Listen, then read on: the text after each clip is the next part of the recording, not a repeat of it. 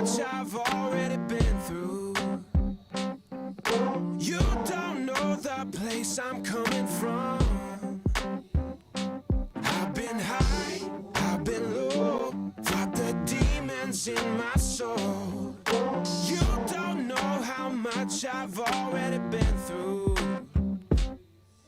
Stand proud, never backing down. Hard work till they put me in the dirt. So you're gonna learn, you get what you deserve. And I stand my ground, never backing down.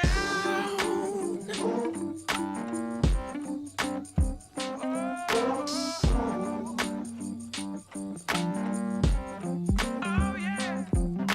Cutting my teeth on streets nobody wants to go through.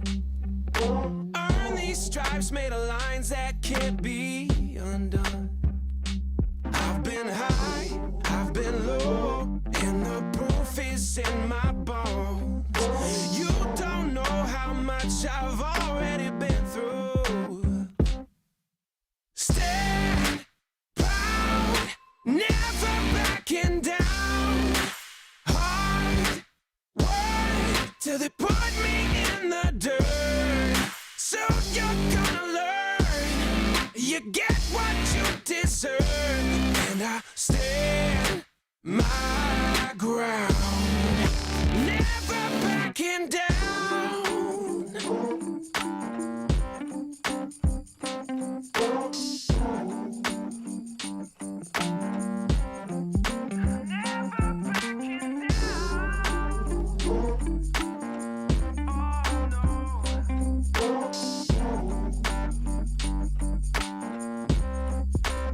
Never backing down.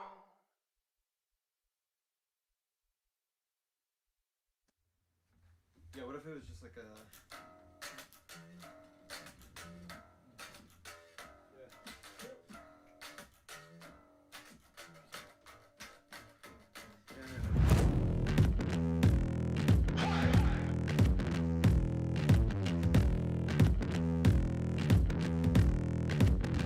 I ain't no altar boy.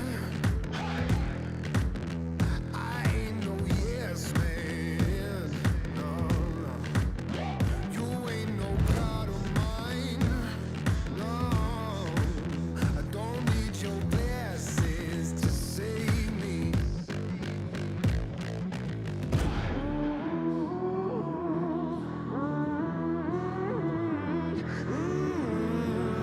Well, you thought that I was done. You ain't seen nothing yet. Walk that wire, start that fire, burn it down. Yeah, you ain't seen nothing yet. I go harder, let the sun burn, feel me now. You ain't seen nothing yet.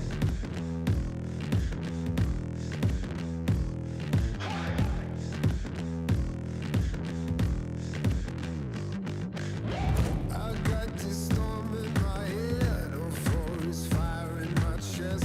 Look at the time on the clock, man, I'm gonna sleep when I'm dead. Whether you're ready or not, I'm rolling in like a train off the tracks, coming at you. Well, hey, good morning. My name is John Evans. You It's ain't so great seen to see nothing. everybody here in person and online. Thanks for being with us. And I'm Adina, and again, so glad that you guys are here with us today. How Yeah, you? Well, I'll tell you right now, Dina, I was thinking, I'm so ready for some of that fall weather to come around. You are not kidding. I think it's coming. Last week, it was a little bit cooler here, and I kind of thought it might be coming, and Yeah. now it's back way up in the highs. It's a disappointment that Yes. we're not experiencing that. You can't actually officially have, like, in my opinion, like the pumpkin spice anything until temperatures hit a certain like what in sweater like weather. the 80s, 70s. What is You it? can't drink a pumpkin No, or you cannot. You cannot. flavor drink anyways. So, But yes, fall. Say Jericho walls are quaking, strongholds now are shaking. Love is breaking through, and the Father's in. Yes, it is. Love is breaking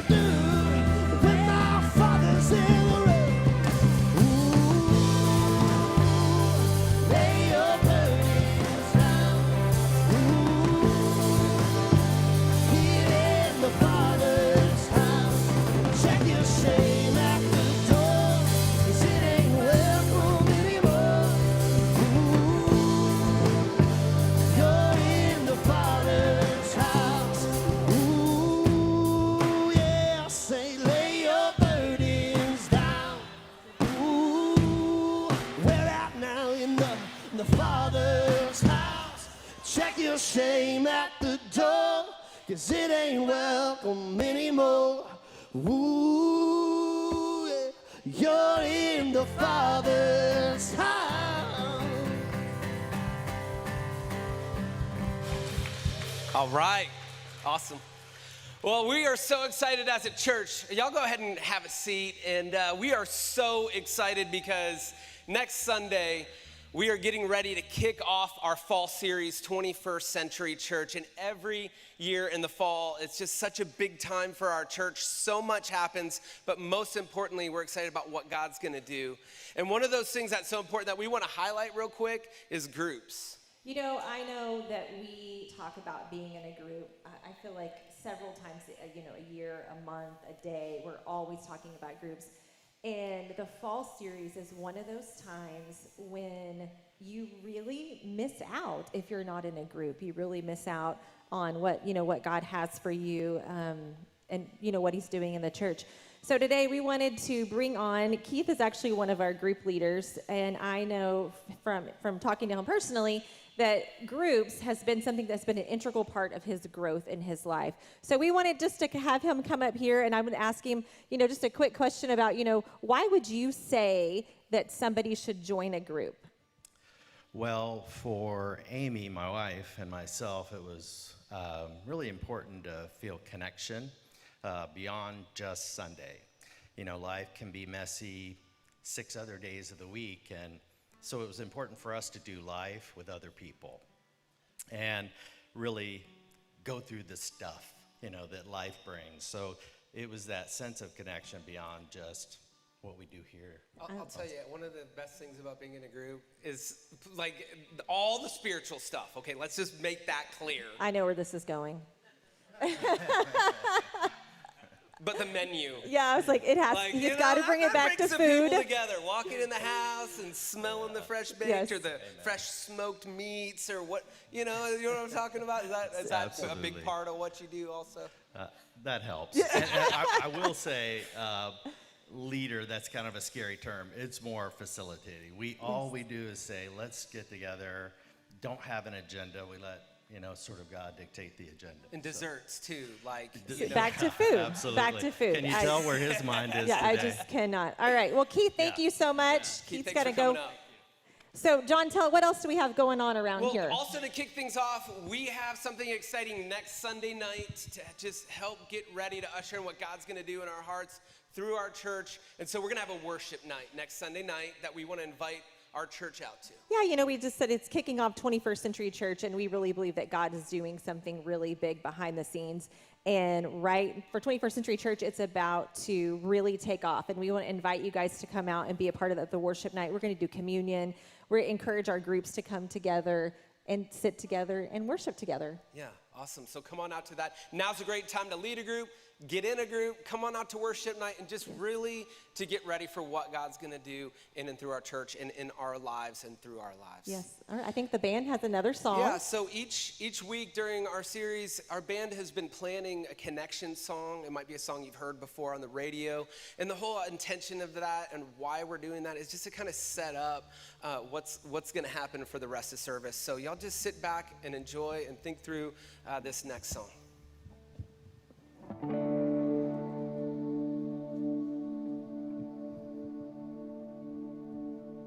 I'm still thinking about food, man. That sounds good.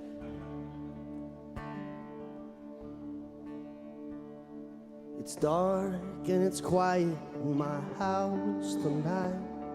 The babies are all gone to sleep.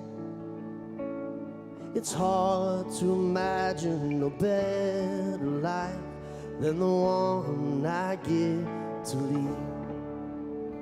I had a glass of wine and my mind is clear. These walls, they talk to me. Don't blink an eye, you're a young man now, but you won't always be. My blood and my bones, my heart and my head, try to hold all of this in, but I'm running to you like the West Texas wind, saying, God, I need you. Oh, how I need you, God.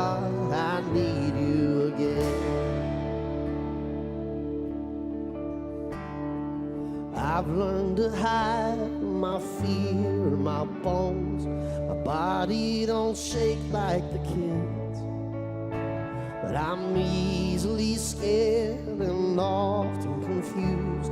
I rarely know what I did. I've made mistakes, and even worse than that, I've hurt the ones that I love. I wish that peace could find me here, but it seldom ever does. My blood and my bones, my heart and my head, try to hold all of this in. But I'm running to you like the West Texas wind, saying, God, I need you. Oh, how I need you. God, I need you again.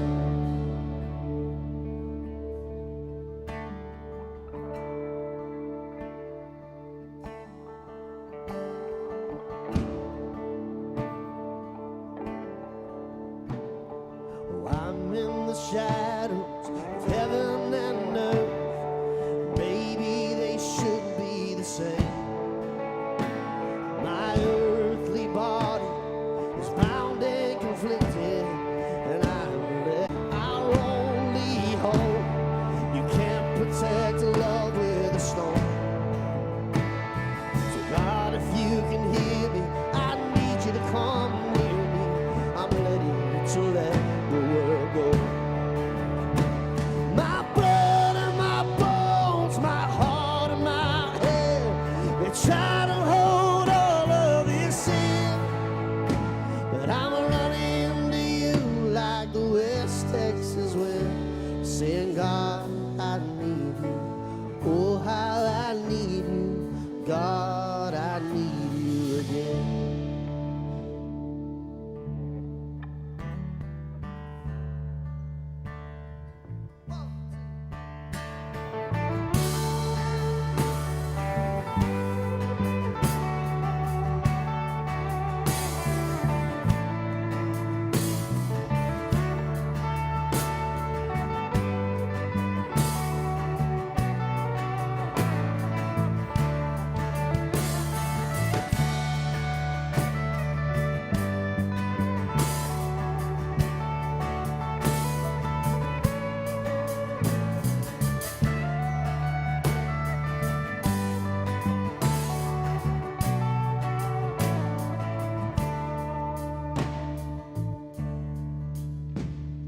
It's dark and it's quiet in my house tonight. The babies are all gone to sleep. It's hard to imagine a better life than the one I get to lead.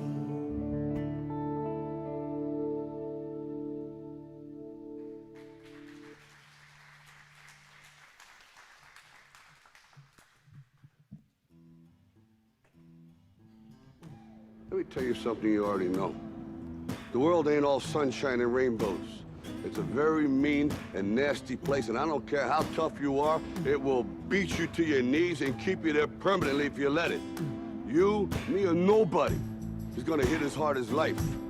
But it ain't about how hard you hit. It's about how hard you can get hit and keep moving forward. How much you can take and keep moving forward.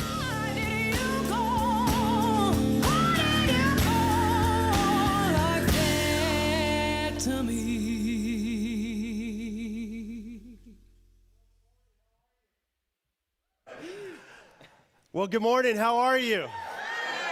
Those of you on the couch, I couldn't hear you either, all right? So you got to speak up a little bit. I'm so glad that you're here. I have got my friend Dan with me today, and I'm so excited about this. So Dan and I, we met some time back, but even before Dan and I met, some of our staff met Dan. And looking forward into the future of our church, we just saw some things, particularly as we get ready to go into the 21st century church, that we just believed we needed some additional help with. And so for the past 5 months, we've been getting to know Dan and his family. And today I'm super excited to tell you that starting next Sunday, Dan will be joining our staff here. And so super excited about that. That's a great thing for our church, for sure. And so Dan Martinez and his wife Amy and Janae and Alana and Kai, right? So that's the family. We've got a family picture up here as well, and kind of see them. And so as you see them around, would you please just let them know how glad you are for them to be a part of our staff? And Dan, man, it's been great getting to know you. I'm looking forward to working with you. And you guys, look, you have no idea how picky I am about who gets to work in this setting. You have no idea, right? This is our family, right? You wouldn't just invite anyone into your family. And we're inviting Dan and Amy and his family into our family because we trust their heart and we trust their character, and we think there's going to be a wonderful chemistry with our church family, and they're going to help lead us forward into the 21st century. So I'm super excited about that. Dan, love you, man. Awesome. Glad Thanks, you're brother. around, Appreciate brother. it. All right, I'm thanks. excited. I'm excited. Yeah. Yeah. Thank you, guys. 21st Century Church begins next week, and we've just been asking the question, what if today's church is never what Jesus intended? And that's a big question for us to ask, and so we've been thinking, would Jesus recognize his church if he walked into it today? Would he recognize his followers who are called his church? Is this what he wanted? Are we doing it God's way? We're just doing it our way. What we want. Is this about being okay for us, or is this about doing what God wants us to do? And so in doing that this fall, 21st Century Church, we're launching into that starting next Sunday. And I've been asking you now for 3 weeks, would you begin to pray for your heart and the heart of our church as we go through this fall series called 21st Century Church? And then I've also been asking you, and I'm going to step it up. I'm not asking anymore, all right? I'm telling you, when Jesus walks into his church in the 21st centuries, what he would not find is a follower of Jesus who is not meeting in a small context with other followers of Jesus. Go read Acts, you'll find that's how they met. And you're worried about a small group being one evening for a couple hours? Well, they met every single night. So again, we've got it easy. And so I'm beyond just suggesting this. I'm just telling you, if you really want to walk through and be a Jesus follower in the 21st century, you got to connect to a group of people around you, called a small group, and begin to meet with them on a consistent basis. And if you're going to miss that, you're going to miss the point of being a Jesus follower in the 21st century. Just a little tidbit of where we're going. And so make sure you are a part of a group as we move forward. Well, today we are wrapping up this series called I Didn't See That Coming. And we've been looking at some issues that almost everyone's experiencing. In fact, the last 18 months, the world has changed. And surprise, there were some things that we just didn't see coming. And we didn't know that the last 18 months, we knew some things were going to happen. What we didn't know is what was going to happen emotionally and mentally, and then in a lot of cases, spiritually. And look, you don't have to be a Christian to experience those things, but this is kind of about being a human being, that we're experiencing these things. And honestly, if I can just be one last time here in this series, just gut-wrenching honest with you and authentic, I've experienced this the hard way. Just over 20 years ago, in July 2001, my family moved into this area to start a new church. And it was exciting, and it was scary, and it was purposeful, and it was terrifying. But we did it. But you know what? It was not easy. We worked a lot. We scrapped a lot. We prayed a lot. We had a lot of faith. We prayed some more, and then we even worked harder. And look, here we are. Here we are, years later. And now, years into this thing, almost every year in this church has been up and to the right. In the end of 2016, as I've traced back some of what's been happening in me, in the end of 2016, things got harder than they had ever gotten before up until that time. We were going through a lot of hell in our personal life with our 21-year-old son. Our daughter was getting married, And man, I don't know if you've experienced that, but wow, that's a big deal. The new year came along, and I had to let some staff go, and I got to tell you, that was just gut-wrenchingly painful for me. Giving began to drop out in the church. Some of my closest friends walked away. My mom was then diagnosed in that year with stage 4 pancreatic cancer, and later in that year passed away. And life was just hard. But through a lot of prayer, a lot of hard work, we kind of gutted it out. We revived. We started another campus. And the church began to make a bit of a turn again. More people came around. We started to grow again. And when 2020 came along, we were firing on all cylinders, and we were in a prime position to have this huge year. In fact, I had just announced that the location we were talking about for our third campus. And 10 weeks into 2020, the world shut down. And so I worked harder because I felt like I had to. I worked longer. I pushed and I pushed. And I was doing the work, but something was happening inside of me. For the first time in almost 20 years, I began to not want to come to work in the mornings. I would actually wake up with a sense of dread, not like my normal, hopeful, I got to get up and get going, optimistic self that I had been for, 18, 19 years up to that point. But I pushed on. Had I gone to the doctor in those days, I'm confident he would have said, well, Shane, you're depressed because your depression is about you're angry, and you're angry because you're hurt over what's happened. That's a lot for me to go through. And I thought, okay, some time off would be the answer, but even with some time off, I found myself not wanting to come back. In fact, I felt worse. And then late last year, my brother passed away at 50 unexpectedly, and there was so much surrounding that. And I thought about telling you that I needed some extended time off, but the truth is, I knew if I went on a sabbatical, I wasn't coming back.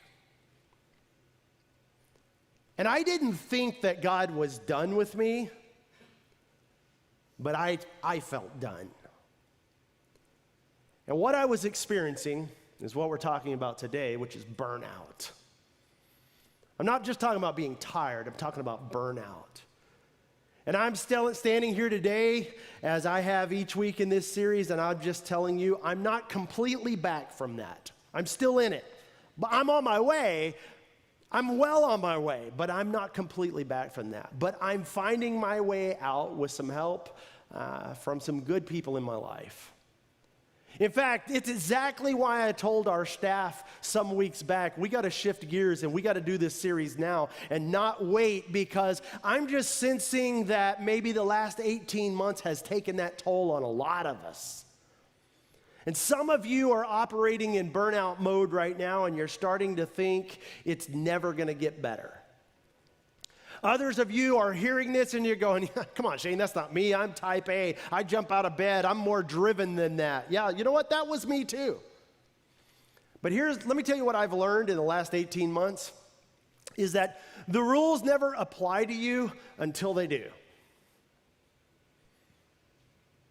And that was me. I'm the one who sends people to counseling. I don't go to counseling. I help people with their problems and their issues. I don't have those. And then boom, you're in the middle of it, and it's been one of the most painful seasons of my life. And so today, I want to ask you, just as someone who loves you dearly, how are you? How are you? Like for real, not like, oh, I'm good, it's good to see you. Oh, way better than I deserve. I'm not talking about some church answers so you can get me to go away. I'm talking about, how are you for real? Like for real. In fact, let me just ask you, how are you spiritually? Because you'd say, oh, I believe in God, but you know what, man, it's just been a long time since I felt God. Some of you you're watching or you're maybe checking this whole thing out and you're not even sure there is a God, but some of you, if you were just really, really honest, you felt way closer to God 3 years ago than you do today. Like last time you prayed, it just felt like a waste of time. And can I just tell you, I get it. How are you spiritually? Let me ask you this. How are you emotionally? That's a big blind spot for me because I believe there's a God and I believe that He created you with emotion. And for some of you, as it's been for me lately, your emotions are just not healthy where they should be. How are you doing? How about this? How are you doing relationally? I mean, we kicked this thing off talking about disconnection and isolation, and a lot of us are really, really feeling alone or have felt alone, and in some cases, we've physically been alone. And this is a life issue, but it's a spiritual issue because when Jesus asked, hey, you know when someone asked Jesus, hey, you know all that stuff that happened in the Bible before you showed up, Jesus?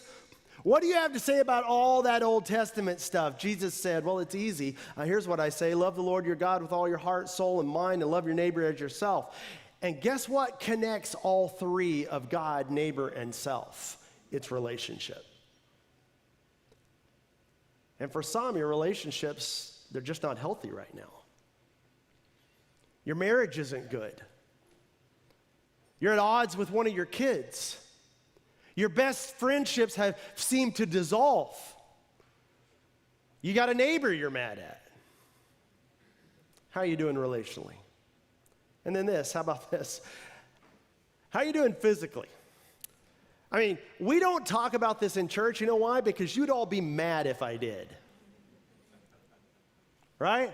And maybe you're like me and you put on the COVID-20. It's not 19, it's 20, right? And there's actually a direct correlation between your physical health and your spiritual health. And then what about this one? How are you doing financially? How are you? I mean, come on, financial pressure is pressure. And you know that. Have you cut God out of your finances in the last 18 months? Feeling the need to I gotta hang on to everything just in case. I mean, why would you put God back in your finances? Why would you allow Him in? God never dropped any money into your account. But for some of you, the government is. Since July, why would you include God in that? I get it. You know, when you think about these 5 major areas of life, our well-being, Jesus had a whole lot to say about them. So, as someone who loves you, I am a pastor, and I'm thankful I get to be your pastor, but I'm also your friend. How are you for real? You know, some of you have never been that honest with anyone, but at least be that honest with yourself and answer the question. How are you doing really? Because let me just tell you, when those things are not going well, that can be a huge indication of burnout in your life. And so look, I've been trying to figure out what this painful season in my life is. And let me just tell you, here's what I've concluded, is that there's really 2 types of burnout. One type is this, and that it's falling off the cliff burnout, right? Like, I mean, everything is out of control. You're just falling, you're reaching, you're grabbing for anything you can grab, like you've lost control, and you're just looking for something to grab onto. And that happens. But there's another type of burnout, and it's called low-grade burnout. You know what this is?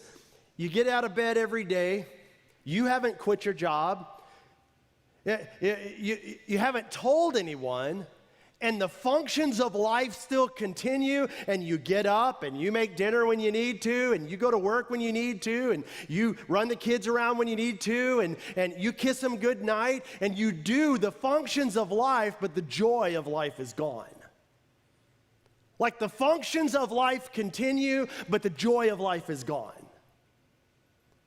Recently, I read this article that actually gave some signs that you may be burning out, and I thought it was so good, and I kind of intensified some of these things because they're actually some of these things were happening to me. So think about this. Some of the ways to know that you're actually burning out is that your passion fades. Look, I'm a passionate person. I'm a passionate leader. I'm very entrepreneurial. And in the summer of 2020, let me just tell you, that passion disappeared. It was gone. I still believe in Jesus. I just couldn't feel him. I believe in you and the mission of our church, but it just didn't move me. My emotions were broken. My passion was gone. And some of you were serving Jesus too, but now that passion has faded. Burnout. How about this one? You no longer feel the highs and lows. Did you know that it's actually normal to feel highs emotionally and lows emotionally? But in burnout, you don't feel those. Your emotions just go flat.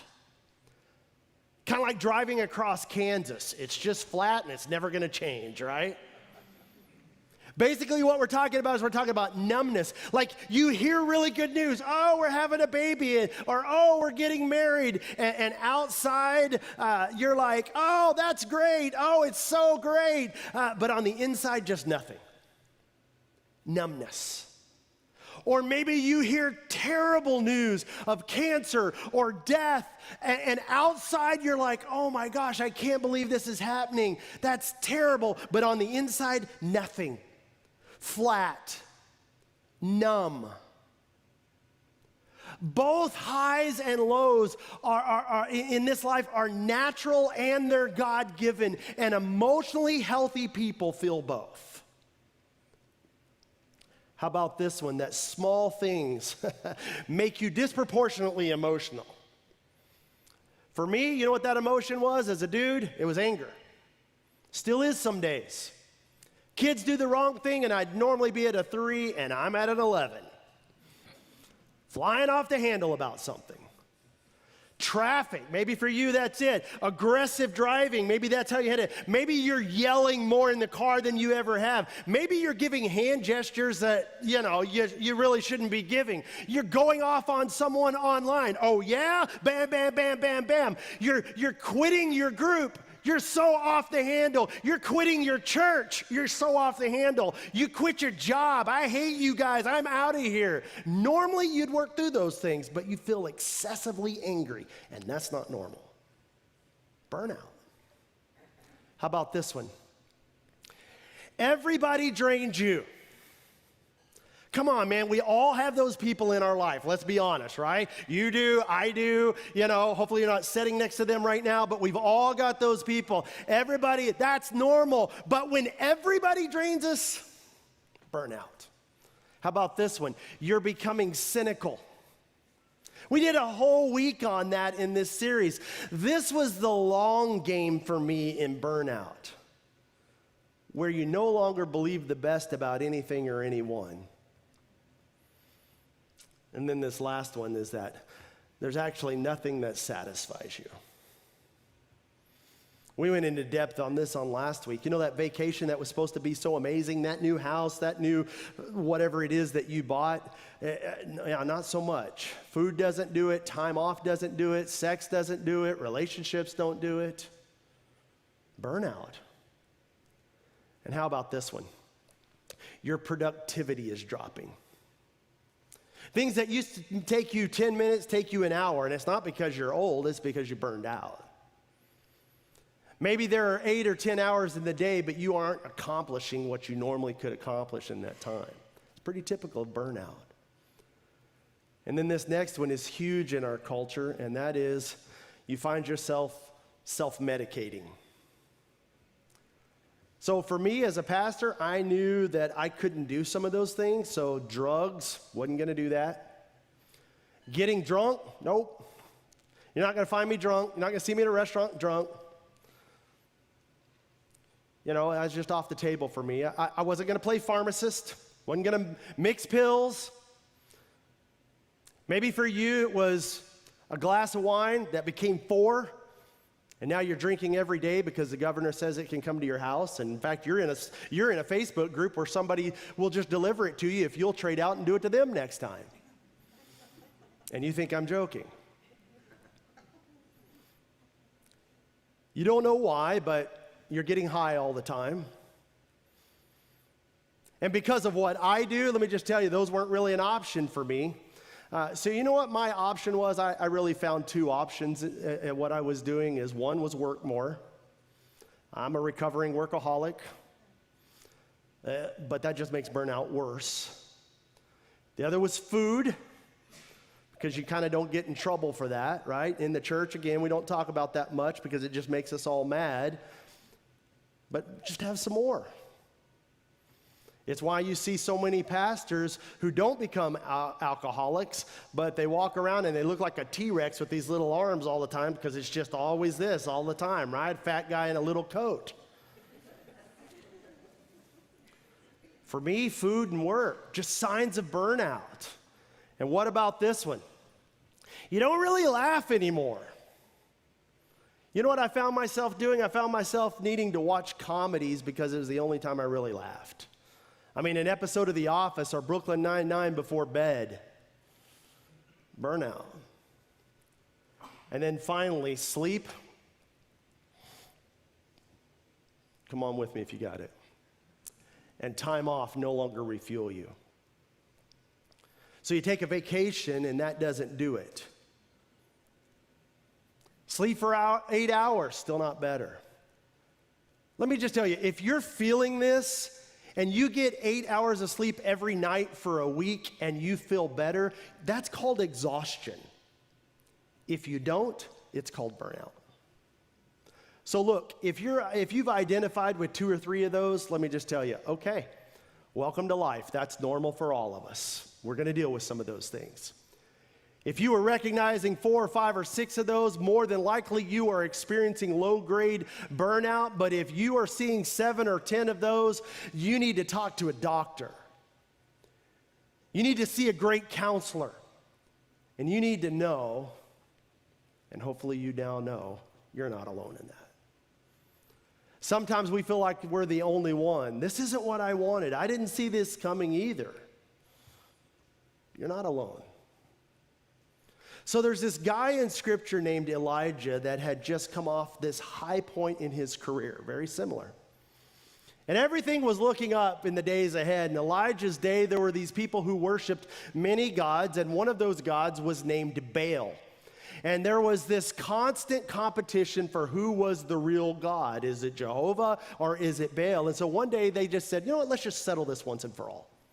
So they said, let's put our gods in the octagon and see who wins. And the way they did that is they went up on this mountain called Mount Carmel. Isn't that a wonderful name for a mountain? Mount Carmel, right? And so they go up on there and they decide we're each going to build an altar and we're going to put an animal sacrifice on it. And the win was whichever God sent fire from heaven and consumed the sacrifice is going to be the true God, and everyone's going to worship that God. And they all agreed. So here's Elijah by himself and 700 prophets of Baal. And so Elijah goes, you guys go first. And so these guys go all day long. They call on Baal to send fire all day. They get so worked up, they start cutting themselves. They start yelling and screaming and rolling around, and Elijah starts making fun of them. It's about noon, and Elijah's like, hey, maybe Baal's asleep. Y'all should yell a little louder. It's like, maybe he's in the bathroom. Right? Maybe it'll be a few minutes, right? Maybe he's on vacation and y'all just gonna have to wait till he gets back. Y'all better yell louder, and nothing, no fire. So finally, Elijah's Apple Watch goes off, and he's like, okay, time's up, right?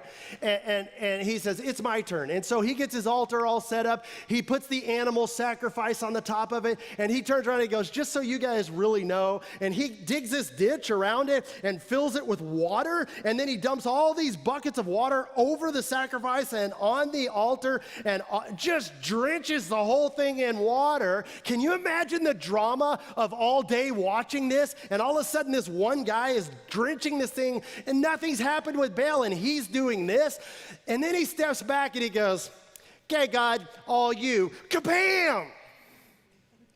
Burns up just consumes everything. Fire comes down and just burns it all up. And I love that story because it's just proof that God loves barbecue. It also is proof of why I feel so close to God when I eat barbecue, right? It's like, God, it's all you here, right? Let's do this. And everyone is like, wow, he's God, and we'll abandon Baal and we'll worship God. And so Elijah has this huge victory, and he goes, yeah, not so fast. And he goes, hey, all y'all that saw this, these guys who worship Baal, who are his prophets, they got to go. So they annihilate them. But when the king and queen find out everyone has turned to God away from Baal, they aren't happy. And that's where we pick up our story in 1 Kings chapter 19. Take a look. When Ahab got home, he told Jezebel, you might have heard that name before, everything that Elijah had done. So Queen Jezebel, honestly, she was the one wearing the pantsuit in the family, and what she wanted is what she got. And so Jezebel sent a message to Elijah, may the gods strike me and even kill me if by this time tomorrow I have not killed you, just as you have killed the prophets of Baal. It's like, you imagine Elijah, oh, thanks a lot, God. I've been working myself to death over here to do all this stuff and help prove who you are, and now I got to die for it? This is the thanks I get? And so Elijah, look at this, was afraid, and he fled for his life, and he went to Beersheba, a town in Judah, and he left his servant there. Look, then he went on alone into the wilderness, traveling all day. See, that's what you do when you're not in a good place. You go, okay, I'm going to leave this guy here. I don't want anybody else around me. Yeah, I don't need you. I don't need friends. I'm going to go alone on this journey. When you're scared, when you're upset that something's happening, you're feeling that, we isolate, we go alone. And some of you, like me, have been carrying this burden for a long time, and we end up pushing everybody away. Look at this. So he goes off alone, and he sat down under a solitary broom tree. Big mistake there. And he was down, he was low, he was depressed. And look at this. And he prayed that he might die. He just had this big victory, and he says, I've had enough, Lord. I quit. Sound familiar? He said, just take my life, for I'm no better than my ancestors who have already died. Just kill me, God, kill me now. And he wants to die. And some of you have been in that place. The truth is, some of you may be in that place right now where you are and only think that the only way to stop the pain is to end the pain. That's how Elijah felt. And I wasn't in that place, but it's one of the reasons I wanted to process what I was going through in this series, because I didn't want to get in that place. Because we all believe the rules don't apply to us. I'll never do that until they do. And we can get to a place where the most logical way to end this is just to end everything. And suicide is a huge problem among burnout. And some of you are struggling with that demon, and let me tell you, it is a demon and it's a lie. And the lie is there's no future, there's no hope, and there's no coming back from where you're at. I've seen this over and over, people leaving families and kids who love them, leaving a church that loves them, a group of people, neighbors who love them, and the lie was in their head, and maybe you feel that way like Elijah felt, but underneath that, let me tell you, is a lie from the pit of hell. So what happened? Look at this. Then he lay down and slept under the broom tree. But as he was sleeping, an angel touched him and told him, get up and eat. And he looked around, and there was beside his head was some bread baked on hot stones and a jar of water. So he ate and drank, and then he laid down again. Nope, still not feeling it. That was good food, but going back to sleep. And so what happened? The angel of the Lord, look at this. The angel of the Lord came again and touched him and said, get up and eat some more. We're liking that, right? And look, get up and eat, or the journey ahead will be too much for you. And you know Elijah's going, the journey ahead? No, I said I'm out. I don't want to do this anymore. But God is saying to him, I'm not done with you. There's more for you. And look, let me just tell you, in the last 18 months, I've heard that more and more than maybe any other time in my life, that God has just proven to me over and over again in this season, Shane, there's more for you. I'm not done with you. And so look what happened. So Elijah got up and ate and drank the food and it gave him enough strength to travel for 40 days and 40 nights to Mount Sinai, which was known as the mountain of God. And look, and then he came to a cave where he spent the night. And God comes to him and says, Elijah, what are you doing here? Why are you here? And isn't that a great question? If you're in a season of burnout, a season without hope, what are you doing there? Shane, what are you doing there? Because this is not where you're ultimately going to land. So that brings up the question. How do you get better? How do you move forward? And again, I've been in the throes of this myself, and here's a statement that I've just been hanging on to daily, and it's this: live in a way today that will help you thrive tomorrow. Live today in a way that's going to help you be better tomorrow. The key to not burning out for me is to live today in a way that's actually going to have me thriving tomorrow. And so when I ask the question of myself, how are you, Shane? Spiritually, emotionally, relationally, physically, financially. I got to make sure that those tanks have fuel in them, because hard times are going to come. And I've been having to do some work on those. Spiritually, spending more time in Scripture, and not for prepping to preach a message, but for me. Emotionally, talking with a counselor and other friends who could actually help me. Relationally, I've had to do the work lately of forgiveness and reconciliation. I've had to make some amends in some relationships.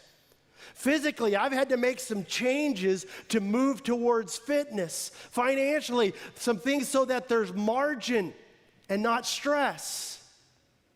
And look, when you start to fill those tanks, things start to get better. Things start to change. So let me give you a couple of next steps.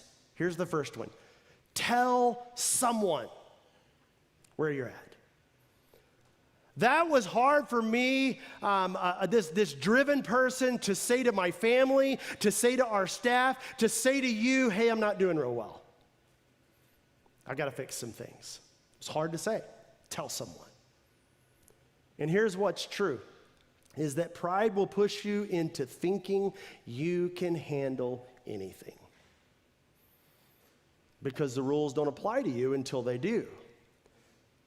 And get this, fear will keep you from telling anyone you can't.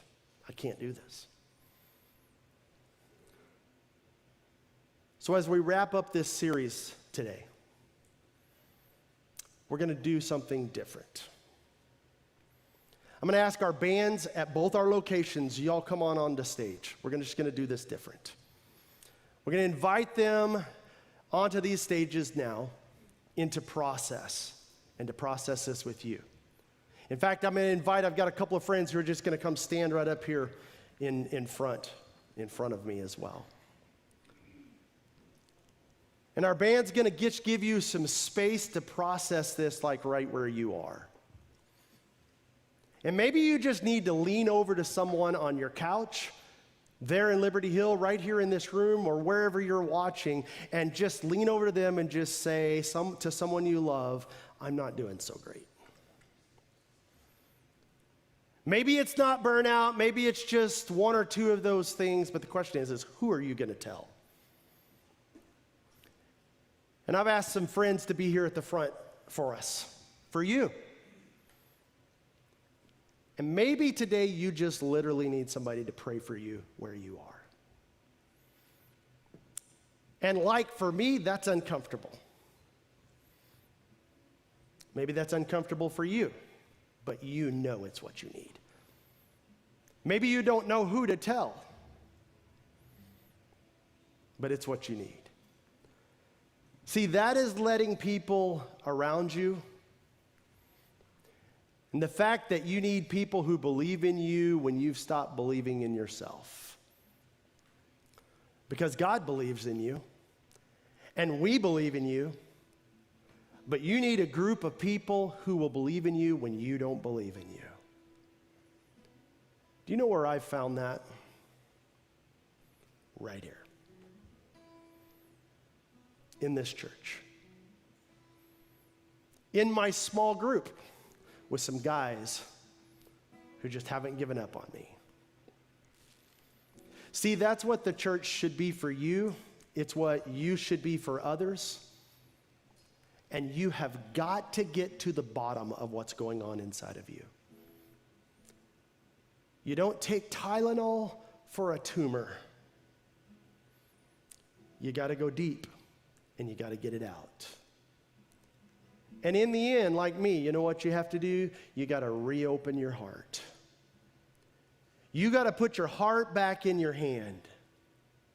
And you got to live in a way today that will help you thrive tomorrow. In the old days, a preacher would stand up and he'd say, I want to give you an invitation.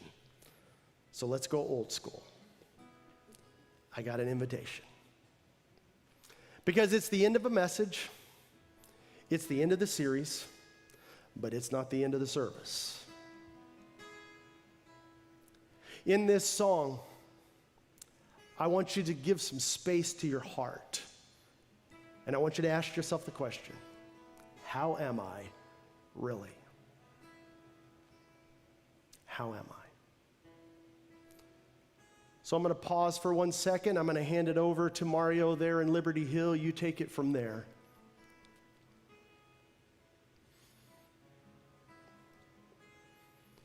For all of us here in the room and for those of you online who are still with us, what I want to do is I want to give you a chance to process that in your heart.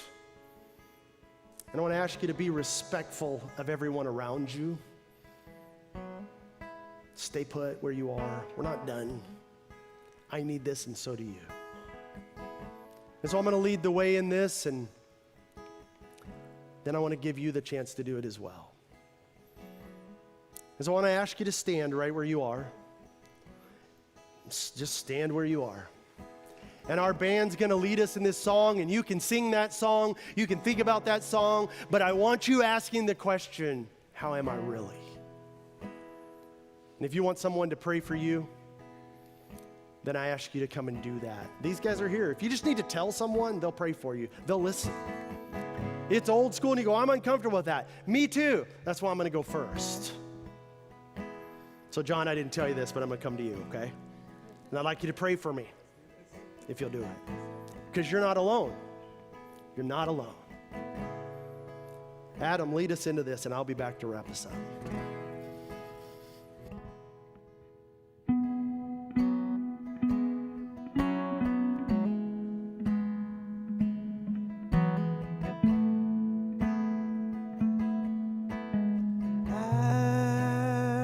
I've been broken down. I've been holding on.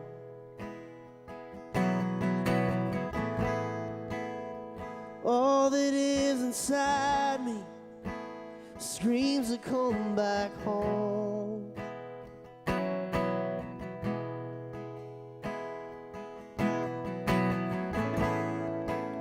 If you feel lost, if you feel lost, sing along. If you feel tired, if you feel tired,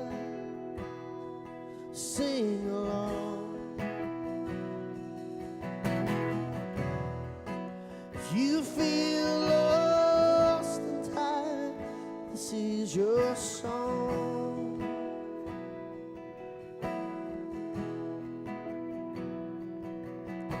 Oh, I've been broken down. I've been broken down.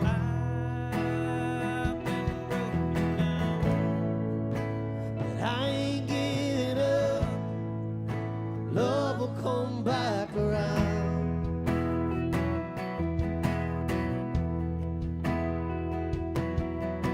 Oh, I've been holding on.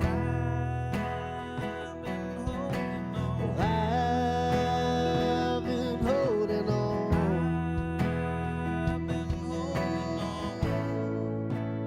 All that is inside me screams to come back home.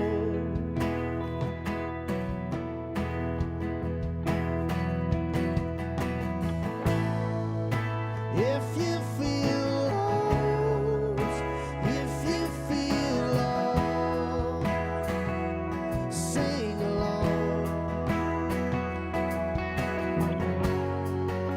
If you feel tired, if you feel tired, sing along.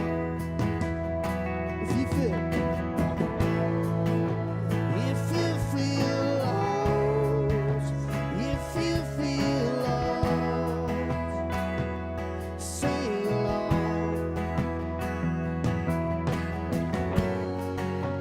If you feel tired, if you feel tired, sing along.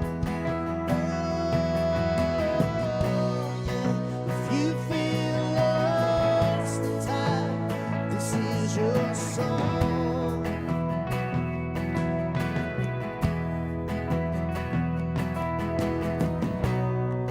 If you feel lost and tired, this is your song.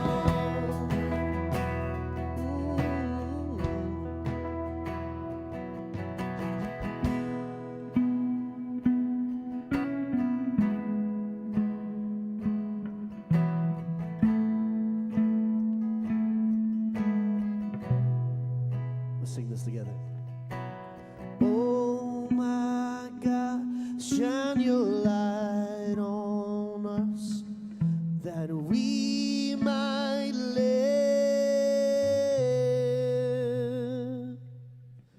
Oh my God, shine your light on us that we might live.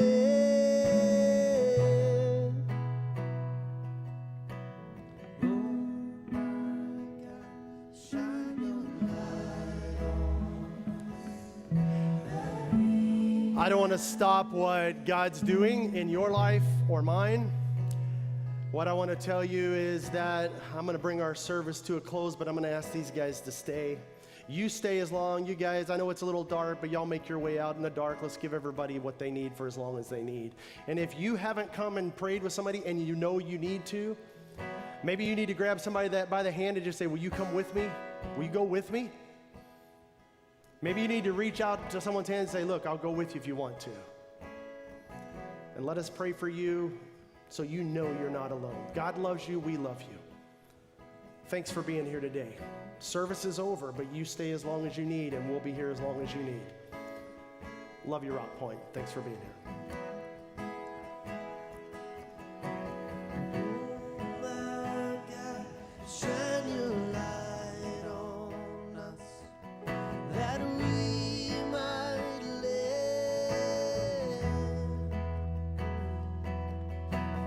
Oh my God, shine your light on us that we might live. Oh my God, shine your light on us that we might live. Oh my God, shine your light on us